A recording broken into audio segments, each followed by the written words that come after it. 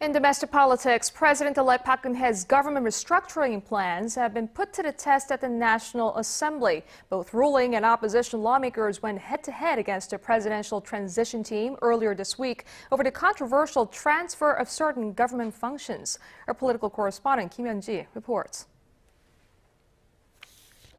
Lawmakers on the Public Administration and Security Committee called in key members of President-elect Park's transition team for a public hearing Tuesday. It was part of the lawmakers' examination of Park's proposal for amending the Government Organization Act, necessary for the launch of the incoming administration. Ruling and opposition lawmakers are taking issue with Park's plans for transferring the trade unit of the current Foreign Affairs Ministry to the envisioned Industry and Commerce Ministry. The Foreign Affairs Ministry also opposes the transfer plan, saying trade negotiations are its inherent duty. Trade negotiations and diplomacy for economic cooperation cannot be two separate tasks. Many of us feel Park's idea of transferring the trade unit is an artificial removal that's not at all necessary.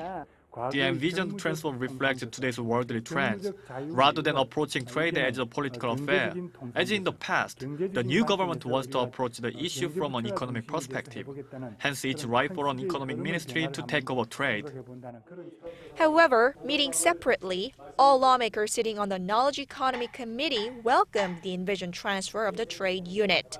This was expected as their role will get only bigger. Park's plans to transfer the Education Ministry's function of supporting schools' cooperation with industries are also causing sparks to fly.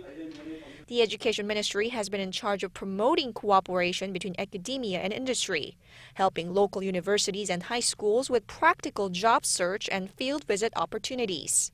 President-elect Park plans to give a big chunk of this function to the envisioned Ministry for Future, Creation and Science. Some lawmakers think schools would have to deal with both the education and science ministries, which they say will be confusing and repetitive.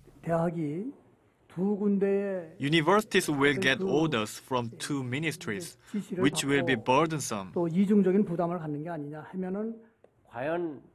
If you approach this issue from the beneficiary's perspective, I don't think it will be a problem. They will not have their benefits curtailed. Lawmakers sitting on the Education, Science and Technology Committee have expressed their opposition to the envisioned transfer. With all stakeholders divided over the government restructuring plans, analysts say processing the related bills will prove difficult. Kim Yeon-ji, Arirang News.